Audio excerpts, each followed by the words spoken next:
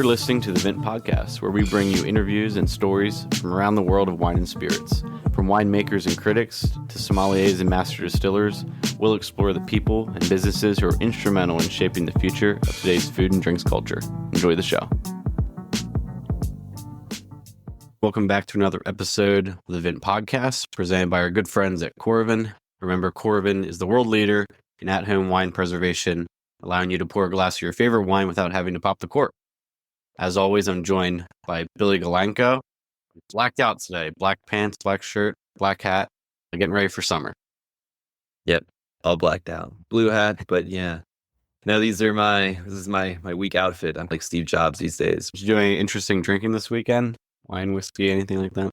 We just our standard going around tasting various places. I think the most interesting thing that I'll be able to report back on next week is I'm going to a tasting of white Rhones tonight, like a trade event. So I'll be able to report back. Hopefully, I'm going to try to search out some Condrieu and some Hermitage. But last week, I will say probably the most interesting, I had a Morgon from a quality producer. The name is actually escaping me. It's still in my fridge, from our good friend Sarah Plath over at Pharmacie de Vin.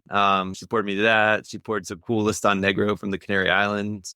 So yeah, we had a couple cool things. Actually, a Vermentino from Sardinia too. I think we actually talked about that in the episode. So yeah, those were neat. Yeah, I'm actually looking forward to now. You mentioned what you're doing upcoming and your white wine tasting. But what I am interested in now is what I just discovered as we went back and looked through our notes and through the website for our guests today. We have Colin Spoelman on today from Kings County Distillery in Brooklyn. And they just released, not just as in yesterday, but in the last couple of weeks, a peated rye. So they make a peated bourbon, peated whiskeys, which Colin talks about in the interview today, just happened because they ran out of ingredients one day and needed something to make. So they added peat, the distillate that they had. And so I'll let Colin talk about that, but I'm really excited because the peated rye that we discussed on the episode is now available. So that's my new obsession. Find a way to get a bottle of that in my hands. So this is, and for the listeners, Brady handled this interview by himself. So I do have one question or I guess two. One is, this is a New York-based distillery. So they're making bourbon, peated bourbon. Where are they getting their peat from? Did you guys talk about that? Oh, that's a good question. I'm trying to remember if we discussed that on the episode or not. We may have. I don't see the information about that on the site. Pretty sure it's from Scotland, right? It develops other places. It's possible. It just has to have the right environmental conditions to create peat over time. I'll know the major exporting countries of peat outside of Scotland, I guess is what I should say. Colin is a whiskey historian too, and one of the comments or one of the projects that we talked about on the podcast as well was his upcoming book, upcoming at the time of the interview, but now released, which is The Bourbon Drinker's Companion, subtitled A Guide to American Distilleries, Travel Advice, Folklore, and Tasting Notes. So that's Colin's new book. He announced it about 3 weeks ago. Yeah, awesome little companion, looks like, that dives into the history and culture around bourbon, offering some perspectives and critiques, as well as a lot of colorful images and maps that keep folks engaged. So looks like a beautiful book. Definitely something to check out if you enjoy the interview, enjoy Colin's perspective on whiskey.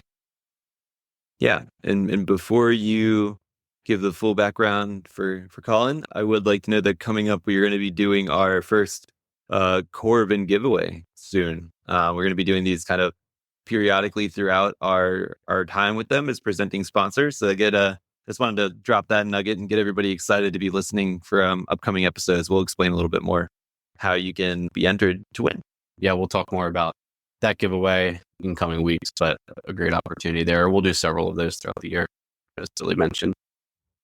But let's jump into our interview today. Again, we have Colin Spoelman, who's the founder of Kings County Distillery out of Brooklyn. They make a variety of whiskeys, both flavored whiskeys, like for instance, they have a coffee whiskey, as well as peated bourbons and now peated rye. Really fascinating stuff. Some of it for folks who are used to American whiskey and bourbon. Maybe the most experimental stuff many of us have tried is different barrel finishes.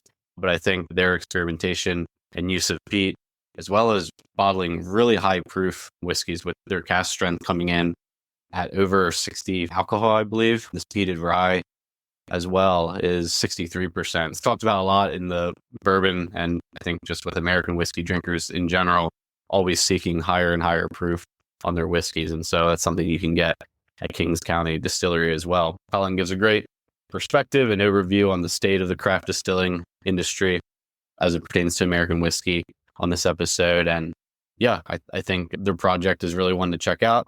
Got a few samples. All of them were excellent quality, and just really enjoyed having Colin on. But first, before we get to our interview, remember, if you're looking to drink more wine from your cellar without worrying about wasting what you can't consume, one of the Coravin systems will be your best friend. You can visit Coravin.com and use code VINT15 for 15% off your purchase for one of their awesome devices. If you're a member of the trade, visit www.trade.coravin.com for exclusive discounts on their range of products and accessories. Here's our interview with Colin Spoelman, founder of Kings County Distillery.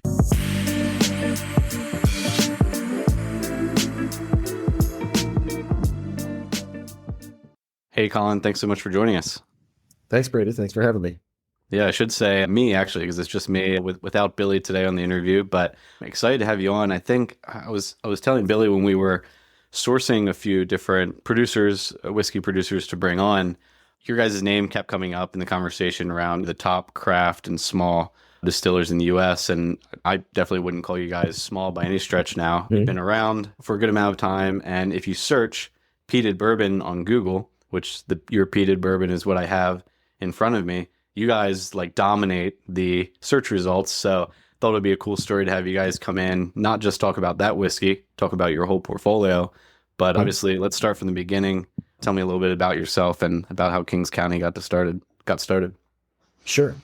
So I grew up in Kentucky, which is usually, that's where I begin. That's where my whiskey story starts. But I moved away for college and landed in New York City. And so the first thing upon learning that I was from Kentucky, everybody wanted to talk about was bourbon. And I'm really from the sort of Moonshine part of Kentucky, and I didn't really know that much about bourbon. Bourbon, certainly in the 90s, it was a big business, but it was a very limited business in the sense that not that many people participated in the bourbon industry, aside from 25 factory workers at one place and 50 factory workers at another. But it really didn't have the sort of cultural presence that it has now. And I didn't know anything about bourbon, but I got sick of saying I don't know anything about bourbon.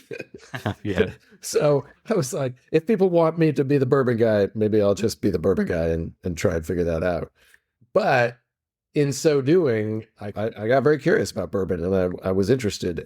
But also as a Kentuckian, I have to say, I got very quickly disillusioned with bourbon, commercial bourbon, because it was all claiming to be this homemade, traditional, handcrafted, great-grandpappy's recipe kind of thing. And it just wasn't. It was just like all the marketing was bullshit. And I felt insulted by that. These were clearly industrial factories that were just trading barrels behind the scenes that were designed to be interchangeable. And they're just, bourbon had become very homogenous and not bad. Nobody was saying bourbon was bad. In fact, it was probably better then than it is now. And certainly prices were better then than it is now. But at the same time, this sort of marketing wanted you to have this sort of family distillery, small batch, authentic recipe production, which I just knew that it just didn't exist anymore. And so I felt an opportunity to go back and make bourbon, and really moonshine too, starting with kind of the unaged distillate, but really making American whiskey according to this older tradition that I knew existed that really nobody at the time was taking advantage of. So for us, that meant using pot stills, organic grains, open fermentation. There's a lot of things that are part of our production process that really point to bourbon before Prohibition, rye whiskey before Prohibition, some internationally made whiskeys like Scotch, single malt Scotch, and pot still Irish whiskey. All of this the most traditional category in each of the different sort of disciplines. But for U.S. whiskey, it really hadn't, there wasn't much of it at the time. And so that's what got me excited about becoming a distiller. And it was really that sort of process of people being curious about it on one hand, but also then getting behind the marketing and feeling disillusioned by the whole thing. And so you were in New York at the time. About when was this? So I started distilling around 2008, and then Kings County opened as a business in 2010. Okay. And I would argue the bourbon boom broke wide in like 2012.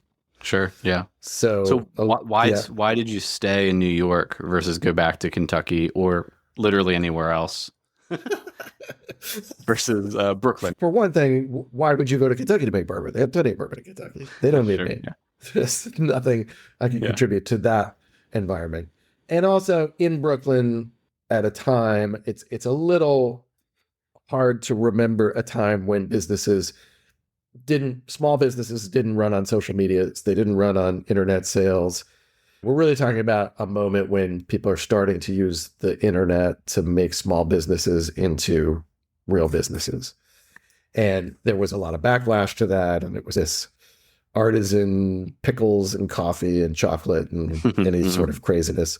But at the same time, there really hadn't been any craft spirits before 2010. Obviously, there were a few, but the number of, say, purpose-built whiskey distilleries in the country that were built before 2010, it was maybe a couple dozen, and that's really the end of it. And then, of course, from that moment, you have many distilleries opening up in New York and around the country as the laws change and as the culture changes.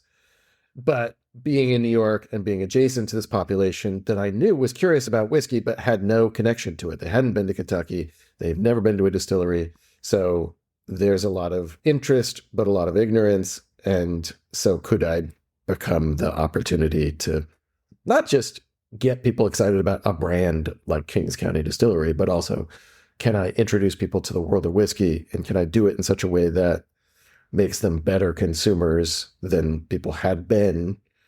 Which was really, I'm just going to chase age statements, and that's proof and things like that. And right.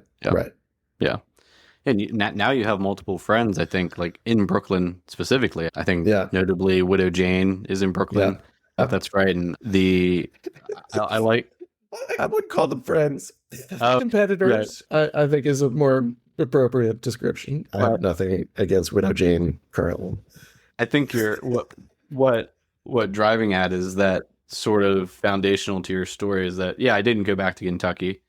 You stayed here. You were maybe the first mover there in that area in terms of distilling.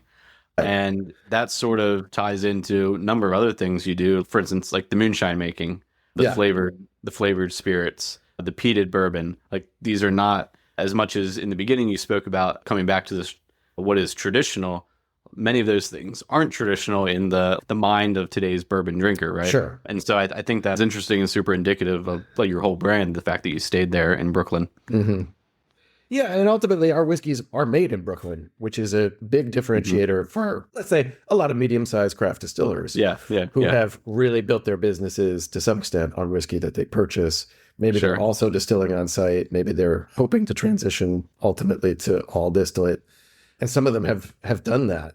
But one thing that's always been the first differentiator for Kings County Distillery, and it's silly to say it, but we make our whiskey, and that is what makes it different. Which for someone who's outside of whiskey and doesn't know is, okay, fine.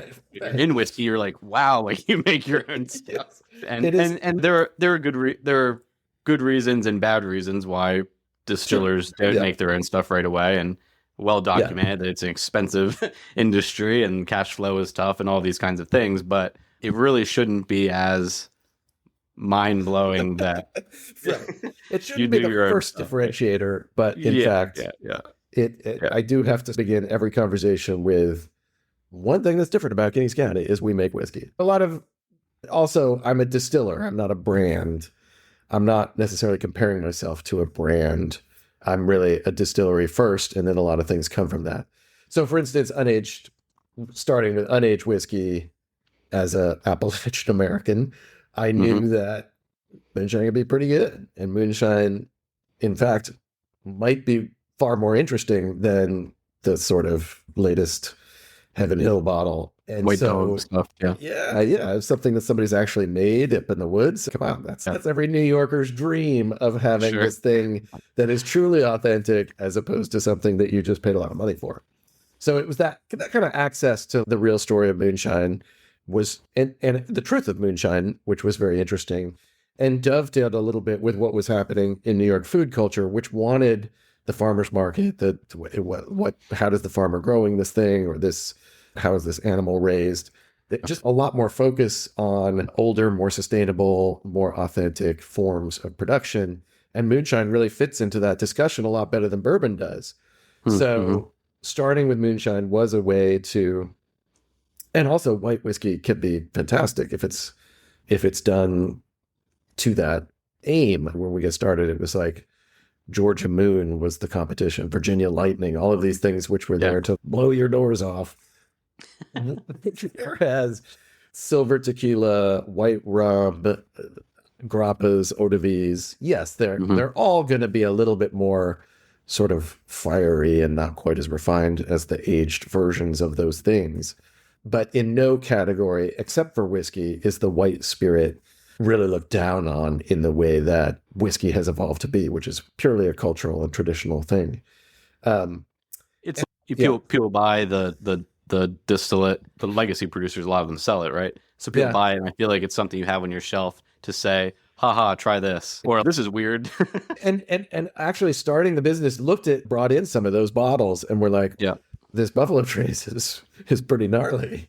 Sure. Like, if this is the bar that we have to cross, it may not be so difficult. And so really a lot of Kings County is predicated on that thing of, here's the commercial distillate, which can be found easily enough. Here's how we can do it ourselves. And it's a no-brainer in a blind test. Yeah. So starting with that, but also not everybody wants to drink white whiskey. And the Appalachian sort of thing is you put fruit or you flavor your moonshine. And so some of our things that we did while we were getting ready for aged whiskey was chocolate whiskey, a grapefruit jalapeno moonshine, honey infused moonshine, things that weren't necessarily going to aim for the sort of barrel proof 10-year whiskey person, but could build an audience that was independent of doing a gin or doing a vodka, which is another way to make an unaged distillate appealing as a startup. Yeah, this idea you mentioned of being able to fit in at the farmer's market in a sense. Like, I think about distillers across the country, but even just the ones that are down the block from you, their bottles wouldn't fit in at I'm just talking about the label, the presentation, the brand, as you called it. Like, you say you're not a brand, you're a distillery, and I think that's represented even in your packaging. Super discreet. I'll show it here on the screen for folks who maybe are watching on YouTube. But is the most discreet packaging, I think, probably in the industry. If there are a more discreet brand, there's maybe a handful of them. So I really like that, because there's nothing to hide behind, obviously, and we see that a lot in the wine space, right? You walk up to the wall, and there's all these beautiful labels, and then you think, shoot, let's go to the French section, and you look at like the high dollar price bottles, and the average American has no idea what's going on in the label, and it's not something they're going to pick up the $15 one with the animal on the front. So yeah, I appreciate that. I appreciate that your brands continue to follow this thread of being authentic to just the whiskey, to tradition, these things. You've eschewed those traditional way that you're supposed to present yourself. I like that. So you talked about some of the sort of the flavored spirits, the moonshine, and that's how I guess you got your feet under yourself early on. Is that right? Whereas other producers are selling their distillate, some call it like White Dog, but there are a number of producers that are also they'll do a vodka or they'll do a gin, like you said. This is your version of that. What was the success of selling those spirits like, and how did it help you just get your feet under yourself? There was definitely a moment But for moonshines around 2010, 11, 12, there was that show on the Discovery Channel. We're rediscovering distillation as a discipline that's like brewing or winemaking, which were more well known. People knew their craft brewery locally. They knew their winemaker, maybe. There's a lot of wine regions around the United States, but not a lot of people had any relationship to a distiller. And so they became intrigued by that process, which still had a lot of misinformation from Prohibition, that moonshine will make you go blind and a novice distiller is going to kill you, which is just government propaganda from 1920 to 1933 that was still lingering in the public consciousness. So there was this opportunity to meet that audience with some new information and a little bit of knowledge that was very different to the prevailing sort of opinion. But also we knew that the ultimate interest was going to be aged whiskeys.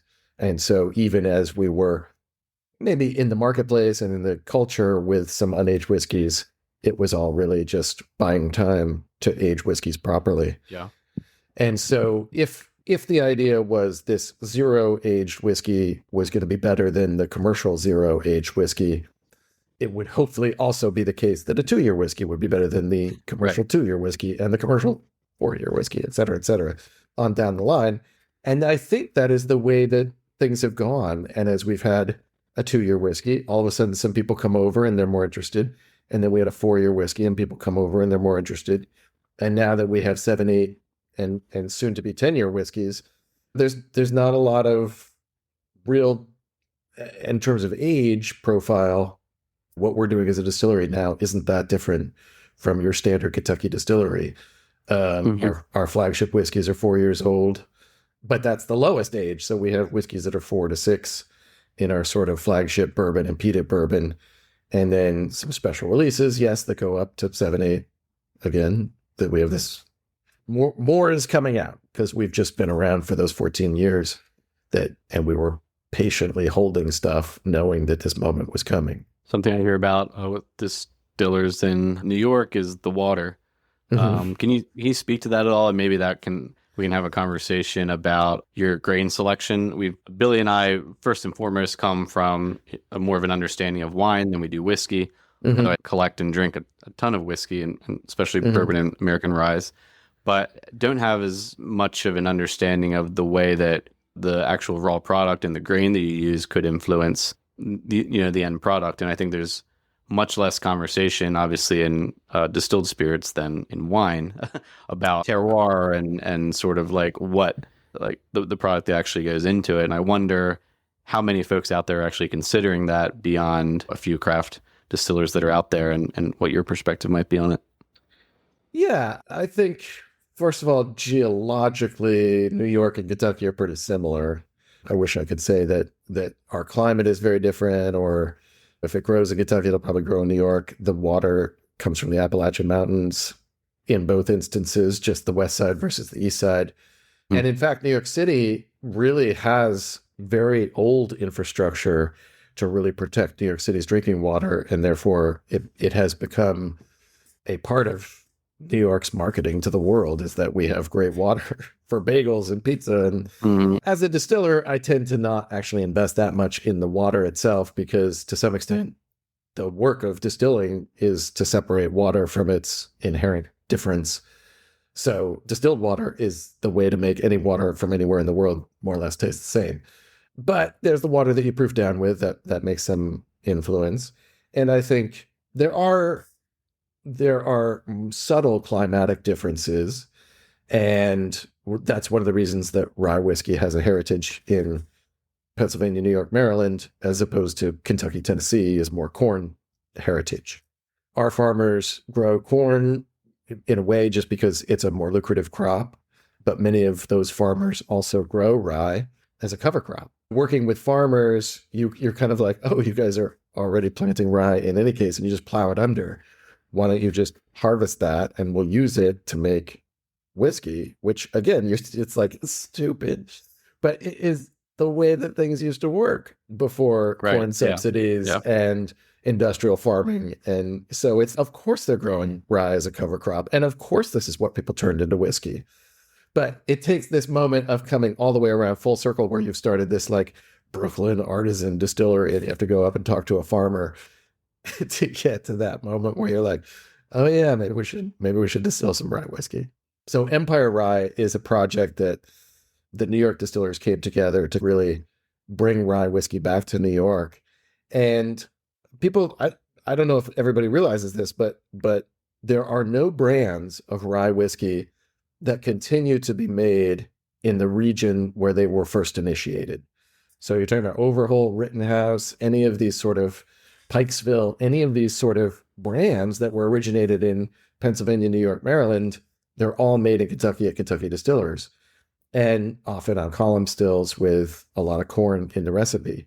So there's really not a lot of continuity between the historicity of rye whiskey and the contemporary expression of it, with the exception of a few startup distillers in New York and Pennsylvania and Maryland that are really just trying to bring rye back to where it had always existed. Whereas in Kentucky, you do have that preservation of brands and to some extent a little bit more of the tradition there. But obviously those things have been value engineered, and would Jack Daniel look at his brand today and be thrilled? Sure. I don't know.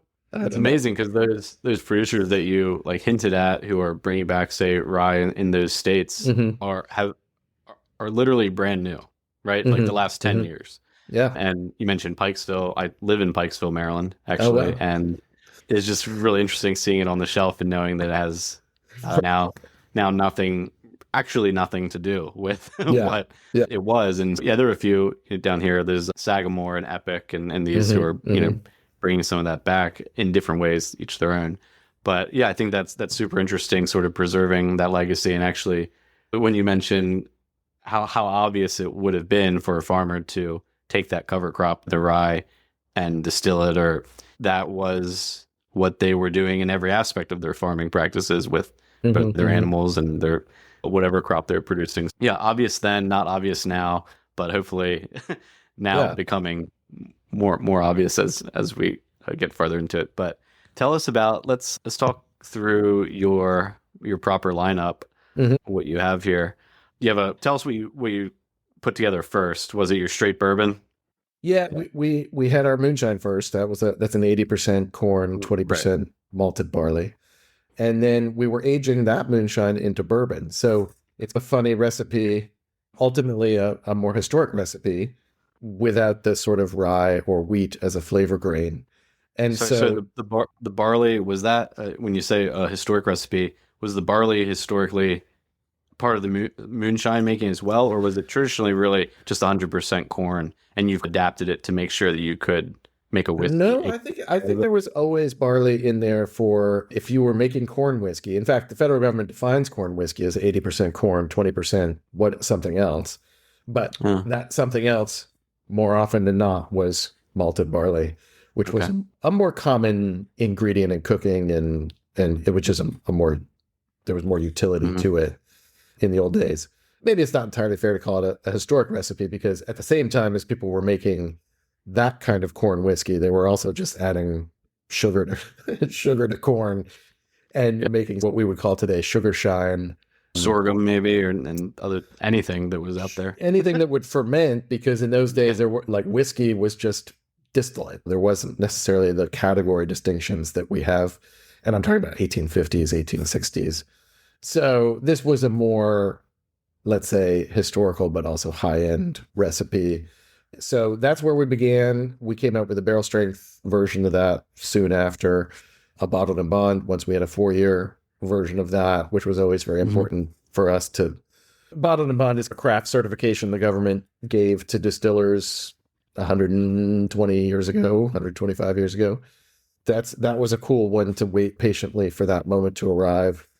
And then really the rye whiskey is a more recent addition to the lineup, but increasingly where we think we can be competitive, either if you invest in the idea of geography and that bourbon belongs to Kentucky, I'll accept that point of view. But then, by God, you have to be buying your rye whiskey from Pennsylvania, Maryland, or New York. Sure. And so Yeah. we want to be there for that type of person. But also, I think many of these new smaller producers of rye show what the diversity of spirits, any category of American whiskey can be, because there isn't necessarily that much commercially produced rye. There's a million cases a year, but that's nothing compared to the 50 million cases of bourbon produced every year. So I think there's a more open-minded approach to rye whiskey, and I think there's actually a lot more variety in rye whiskey, but only because there's more acceptance of younger age statements with rye. There's more acceptance of new producers with rye. So it does point to a future where bourbon is more diverse and a richer sort of palette of options available. Yeah, I have this theory that if you actually like whiskey and you start drinking bourbon, eventually you'll drink rye and eventually you'll drink scotch, and you'll have all three at your house. There's my controversial theory, is that if you drink bourbon and you never move to rye or scotch, you actually just don't like whiskey. And actually the reason I came to that is because I was just like, all of these bourbons taste the same. Yeah. And there's the age statement, you can argue about whether or not 9 years versus 13 years, how much that does for Kentucky bourbon. But it seems like there just aren't a lot of levers to pull unless someone's doing like a high rye, or which then again, adding rye, or moving over to rye completely, or drinking scotch, where there are numerous levers that you can pull to change the profile of that whiskey. And so that's my controversial take. But you guys are doing all three of these things, right? You're doing a more traditional bourbon whiskey, you have your ryes, and then you're also doing a peated bourbon, which sort of introduces some of this old world distilling elements of old world distilling practices. Yeah, and the peated bourbon really came about because there was an article in the New York Times about American single malts, and but I didn't. Very untraditional American single malts were the sort of subject of the article, and I was like, I think if we did a single malt, we could do one that is much more Scotch adjacent in profile, less sort of barrel forward, less smoke forward, and something that's very approachable and complex and stands really next to Scotch whiskey. Yeah. And so we were busy making that single malt, and I had sourced some peated malt for that project. And then, of course, most of the time we're making bourbon, so we have some of that peat that's just in the distillery, peated malt in the distillery anyway. And the distiller on duty, Rob Easter, was like, "Hey, we're out of regular malt. Can I make peated bourbon?" And I was like, "Sure, go ahead. Better to make something than to shut down the factory and go home for the day because we didn't have the right ingredients." And that's kind of like, again, going back to what's different about a distillery and a brand.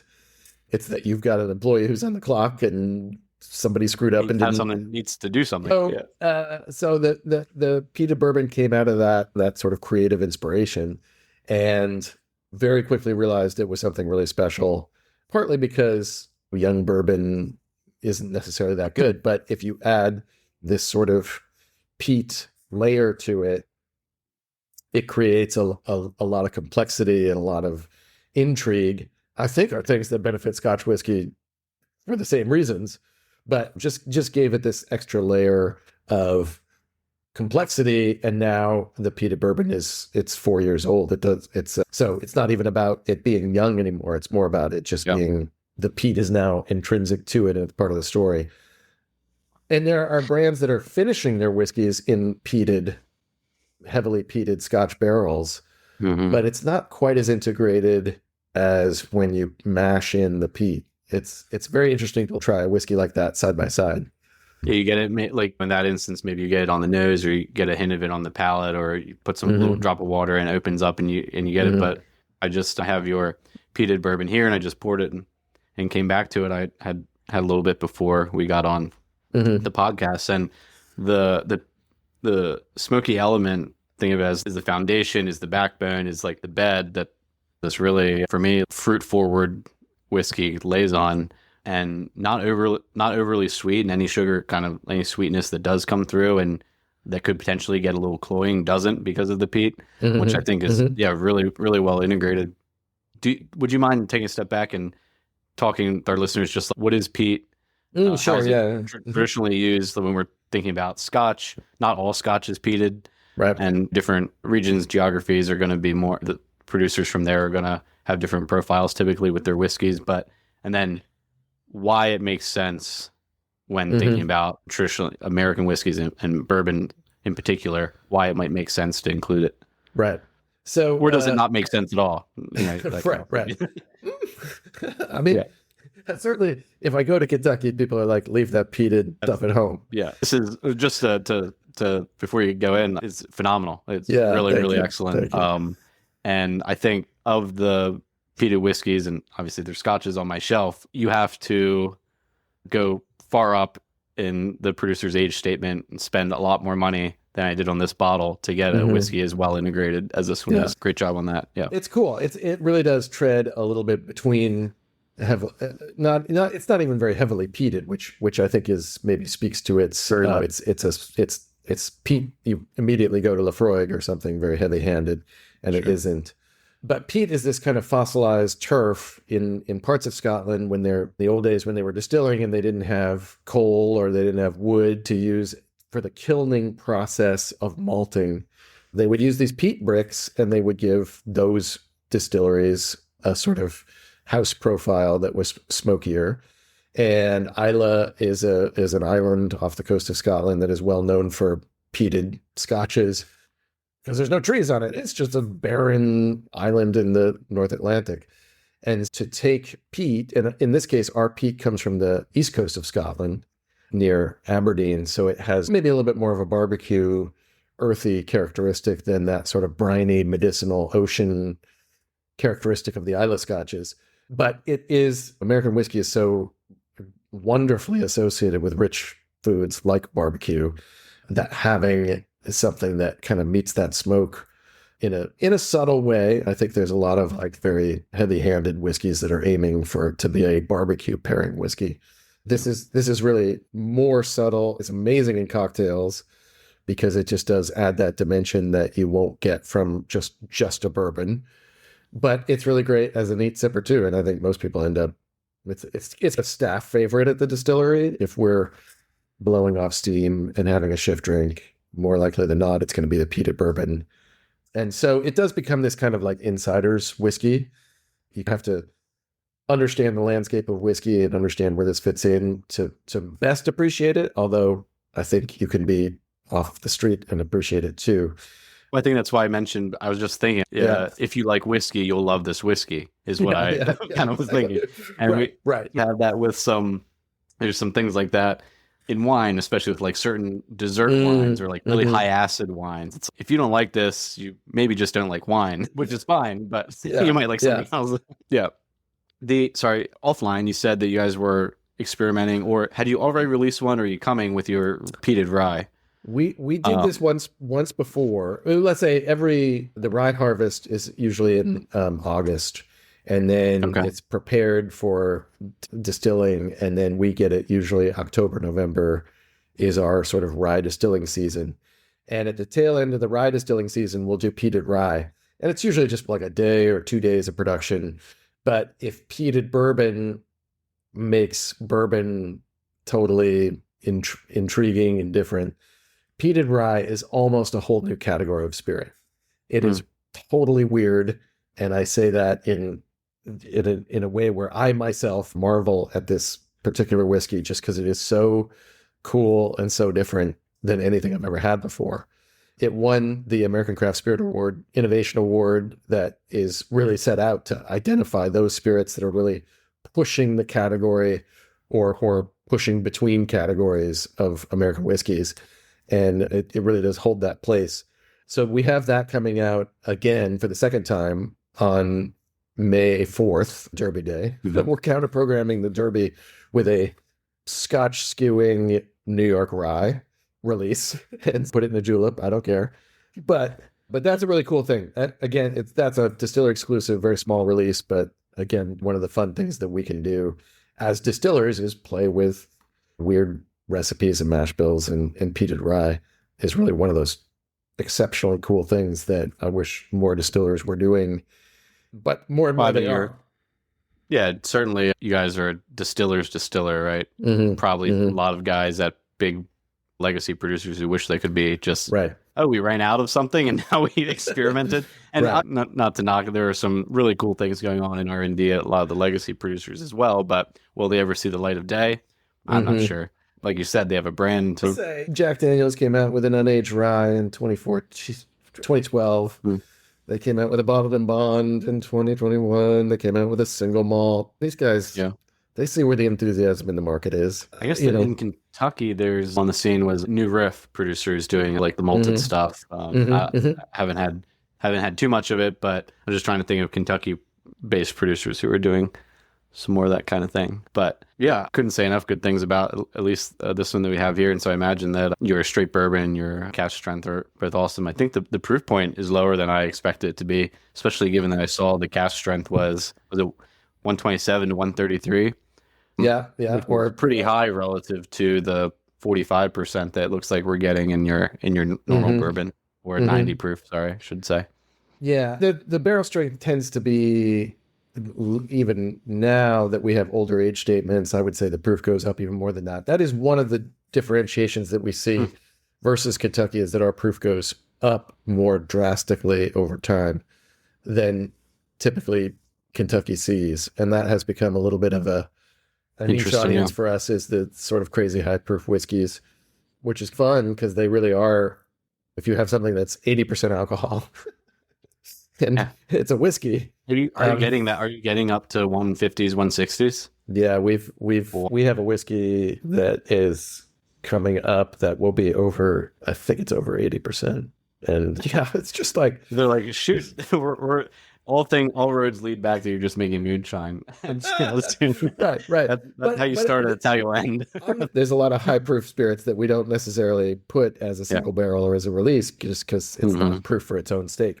But occasionally you do get that absolutely beautiful whiskey that just happens to be very high proof. And that's awesome. Really, that's exciting.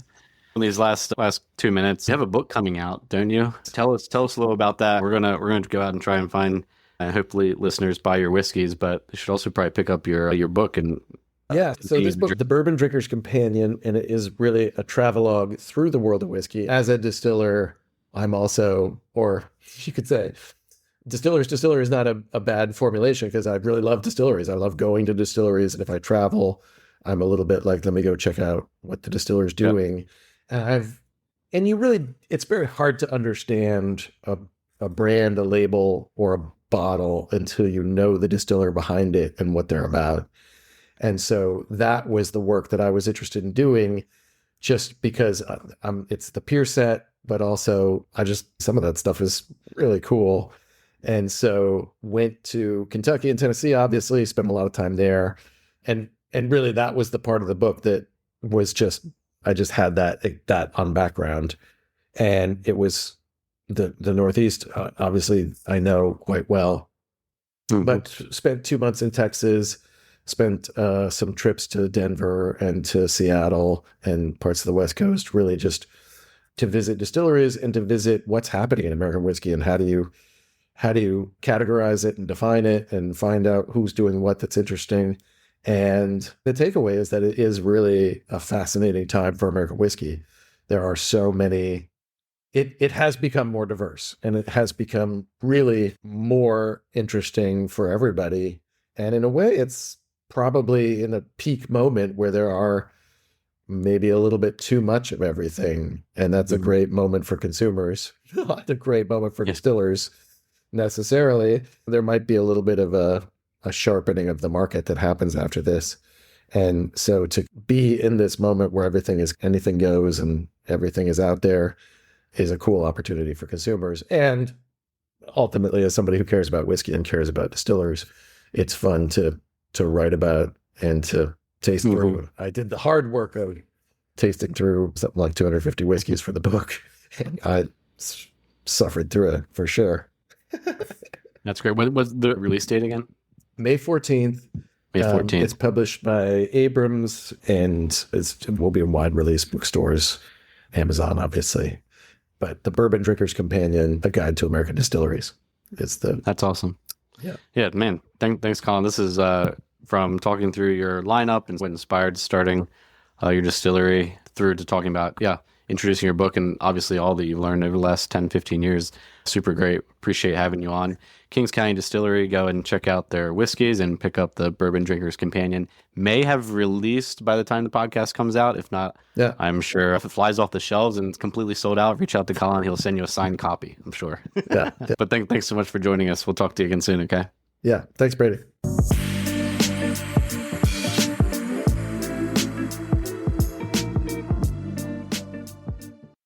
And that was our interview with Colin Spoelman, presented by Coravin.